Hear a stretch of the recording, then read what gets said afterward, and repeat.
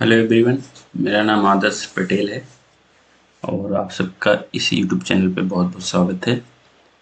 और मैं आप सबको मैथ पढ़ाता हूँ। बेसिकली अभी मैं जो स्टार्ट करने वाला हूँ वो क्लास 10th की मैथ है। और अगर आप सब पहली बार आए हो तो इस यूट्यूब चैनल को सब्सक्राइब करना ना भूलें। तो हम चलते हैं। और अभी जो हम स्टार्ट करेंगे वो क्लास 10th की मैथ है, जिसका पहला चैप्टर है रियल नंबर। तो हम इसके बारे में आपसे बात करते हैं। रियल नंबर होता क्या है? तो पहले नंबर क्या होता है ये तो सबको पता होगा आप सबको। नंबर जैसे नेचुरल नंबर होते हैं, होल नंबर होते हैं, इंटीजर होता है एंड सो ऑन। ये सब तो आपको पता होगा। और अब हम बात करते हैं इसमें रियल नंबर। तो रियल नंबर ऐसे नंबर होते हैं जैसे कि जितने भी हमने आज तक पढ़ रखा है पिछले क्लास में, natural number, whole number, rational number, irrational number, ये सब जो भी नंबर होते हैं सब रियल नंबर होते हैं। बट आप ध्यान रखेंगे, अभी नहीं आपको पता है, लेकिन आप जब आगे बढ़ेंगे तो एक आता है कॉम्प्लेक्स नंबर। कॉम्प्लेक्स नंबर आप आगे पढ़ेंगे, उसको हम आई से रिप्रेजेंट करते हैं। स्मॉल आई होता है जिसका वैल्यू होता है रूट में -1। ये कॉम्प्लेक्स नंबर होता है।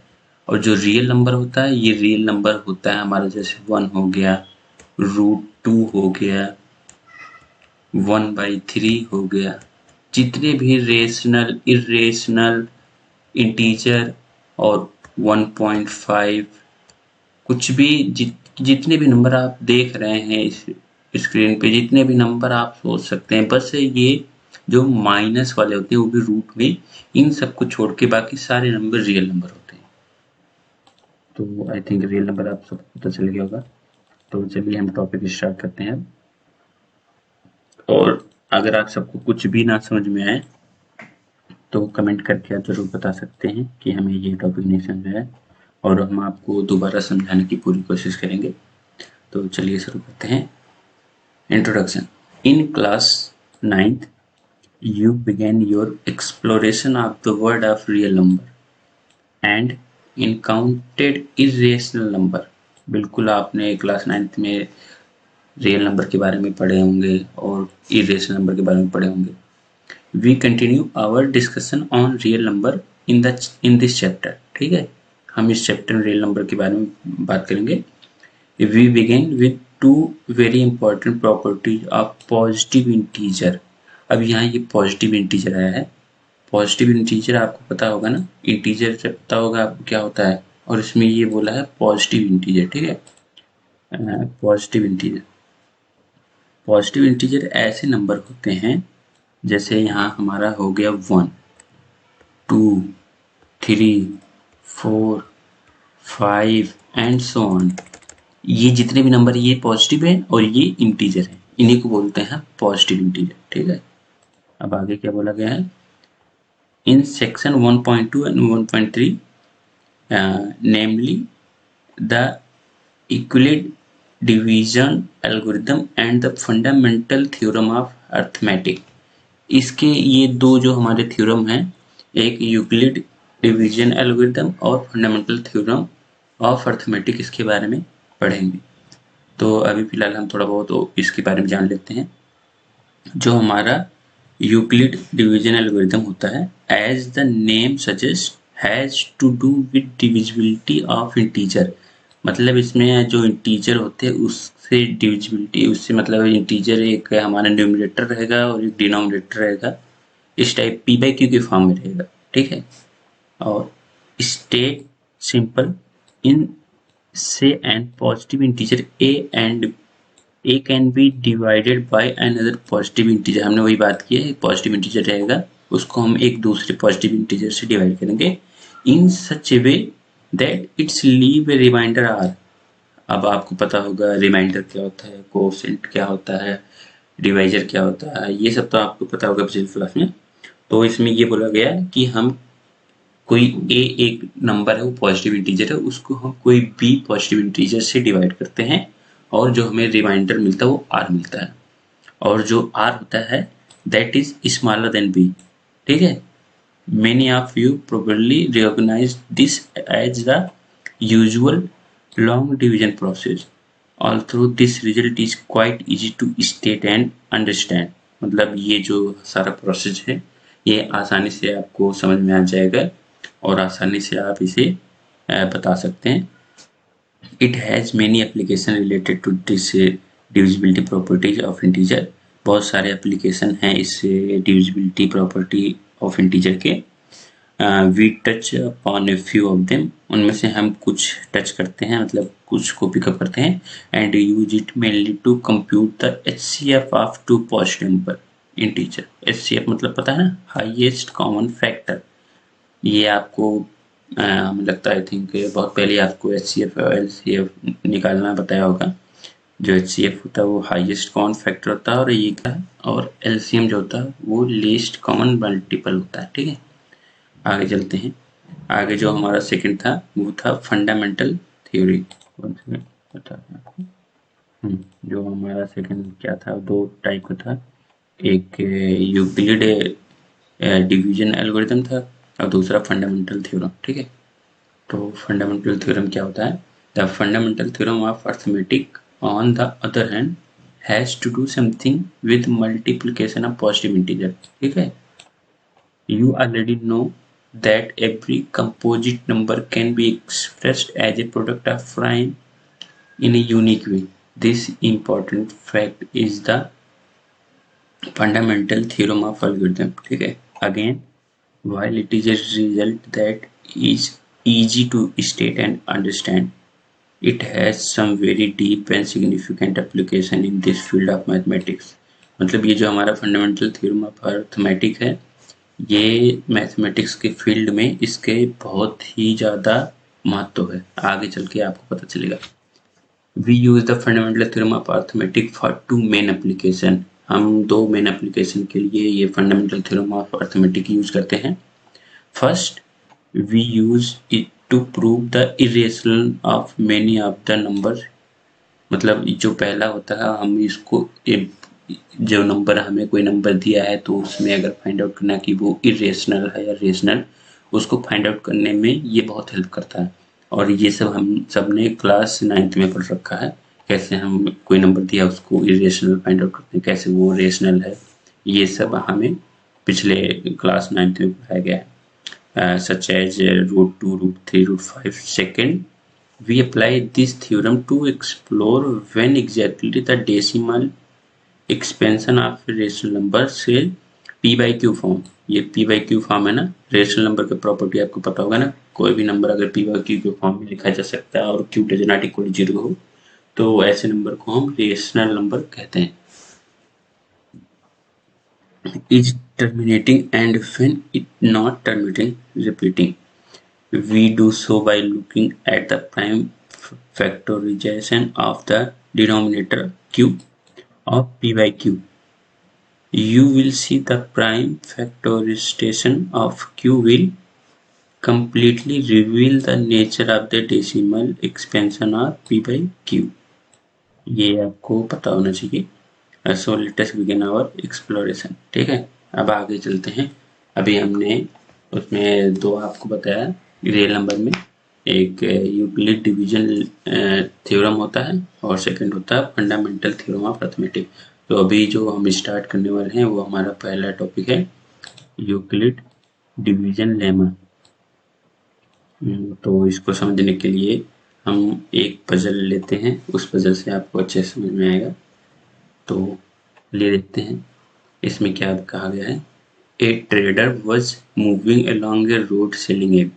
ठीक है, and idler who did not have much work to do started to get the trader into a wordy duel।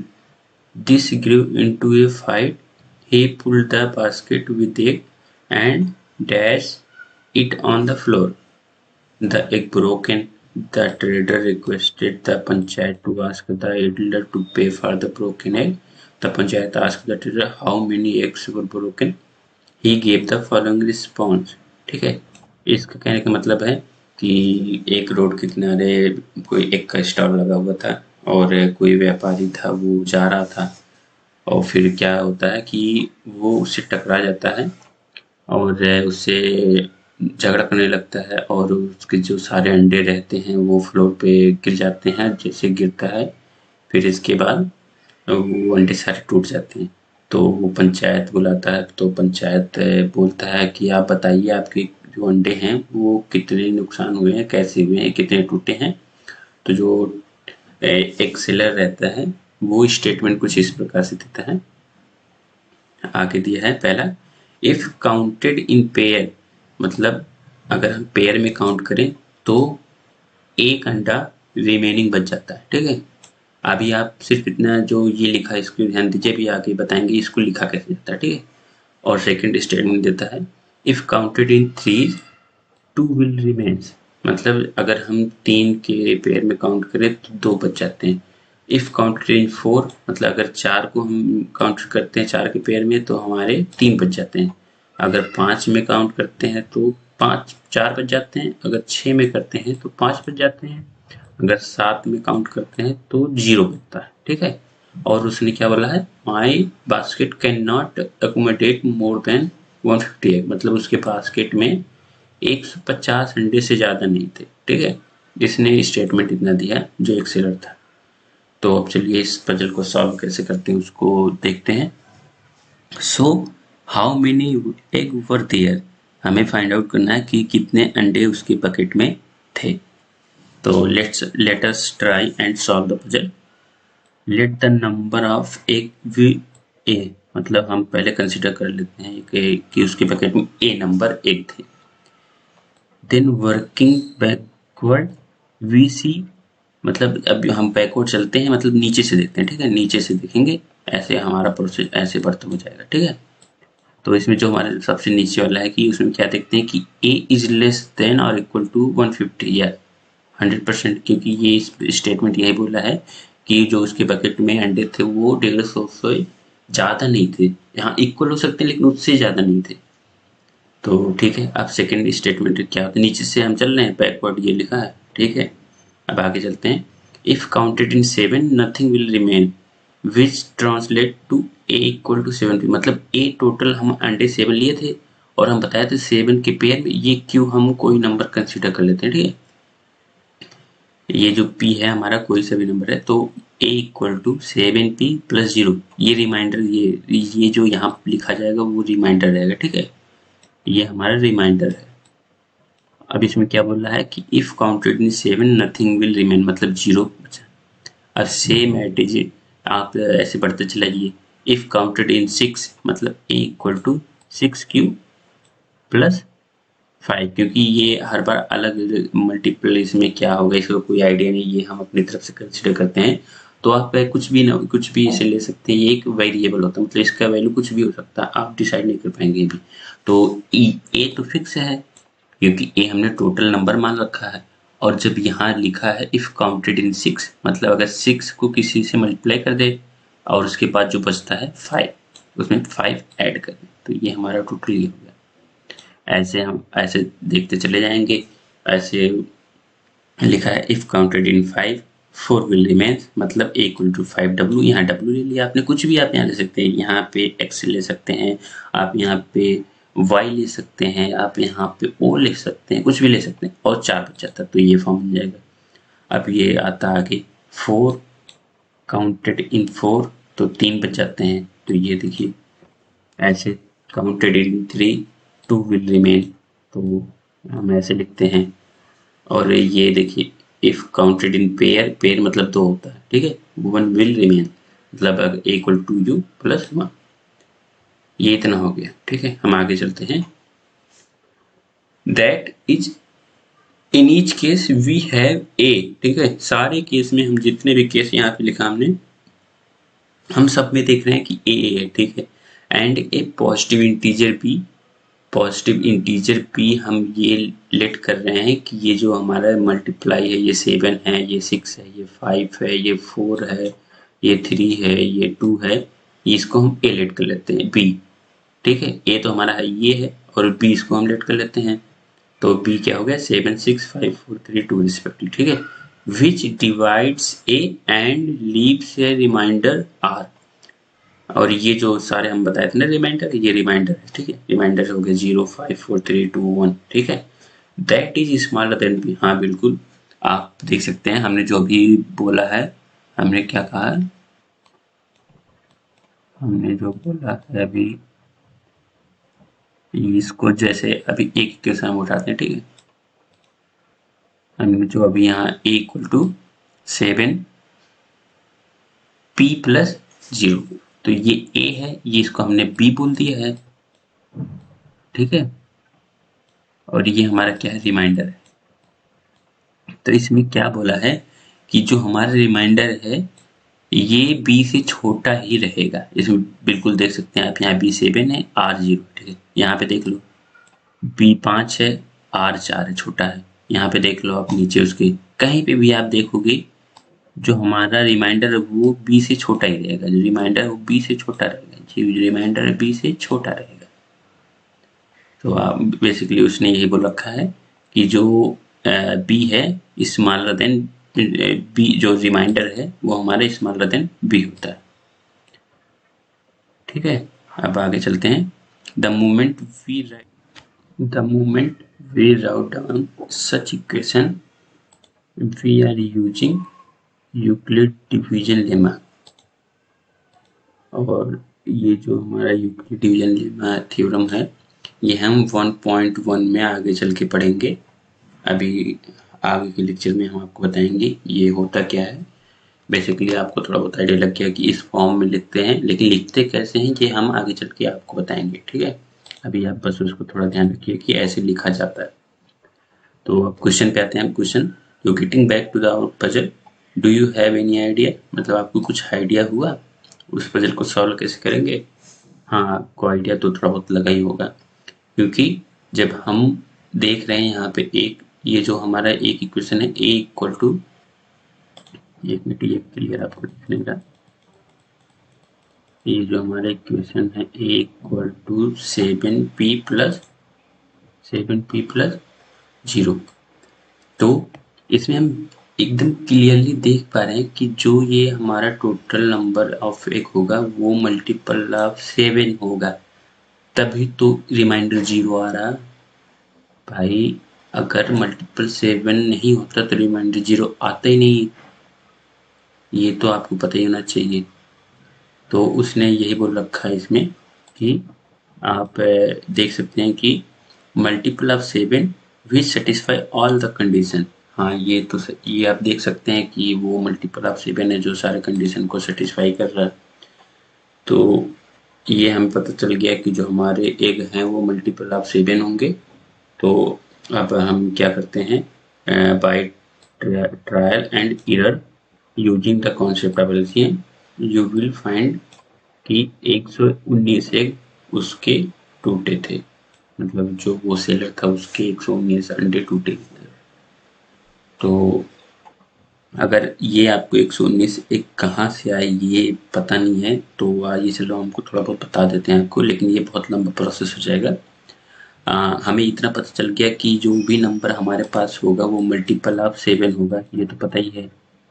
तो अब हम क्या करते हैं कि मल्टीपल ऑफ 7 लेते हैं, मतलब 7 ले लिए, 14 ले लिए, 21 ले लिए, 28 ले लिए, ऐसे मल्टीपल ऑफ 7 ले लेकर यहाँ पे रखेंगे। ए का वैल्यू ले लिए, जैसे 21 ले लिए तो ठीक है, तो ये तो पी का वैल्यू 3 7 इंटू 3 प्लस 0, तो ये आ गया। लेकिन जब यहाँ रखेंगे 21 ले लिए, यहाँ 6 तो 6 रहेगा, लेकिन जब क्यू को मल्टीप्लाई करेंगे, चलो हम 3 से मल्टीप्लाई करेंगे तो 18 हो गया। लेकिन उसमें जब सॉरी आपको बता दें, जैसे हमें ये 21 ले रखे ना, तो ये 21 हो गया और 6 तो 6 रहेगा। अब इसमें कितना मल्टीप्लाई करें और 5 ऐड करें कि 21 आ जाए, ये तो हो ही नहीं सकता, क्योंकि अगर यहाँ 2 रखेंगे तो 2 से मल्टीप्लाई करेंगे तो कितना हुआ 12 प्लस 5 17, वही नहीं ठीक है, 3 भी रख के देख लें आपके लिए, आपको अगर डाउट हो। तो 6 3 जा 18, 18 में 5 ऐड करेंगे कितना हुआ, 23 हो गया। तो हम क्या देख रहे हैं कि जो a का वैल्यू 21 है ये तो नहीं सेटिस्फाई करा, तो ऐसे हम बार बार 7 का मल्टीपल लेकर ऐसे निकालते रहेंगे, तो लास्ट में एक नंबर हमें मिलेगा 119। ये जो नंबर है ये सारे इक्वेशन को सेटिस्फाई करेगा, जो यहाँ पे दिया है, जो यहाँ पे दिया है, जो यहाँ पे दिया है, जो यहाँ पर दिया है, सारे इक्वेशन में सेटिस्फाई करेगा। और आप देखेंगे कि रिमाइंडर 1 आएगा और रिमाइंडर 2 आएगा, remainder 3, remainder 4 and so on, ऐसे आता रहेगा। तो वो ये सॉल्व करने का तरीका था। और फिर आगे के और भी टॉपिक जो हम आपको अगले लेक्चर बताएंगे। आज के लिए बस इतना ही। Thank you.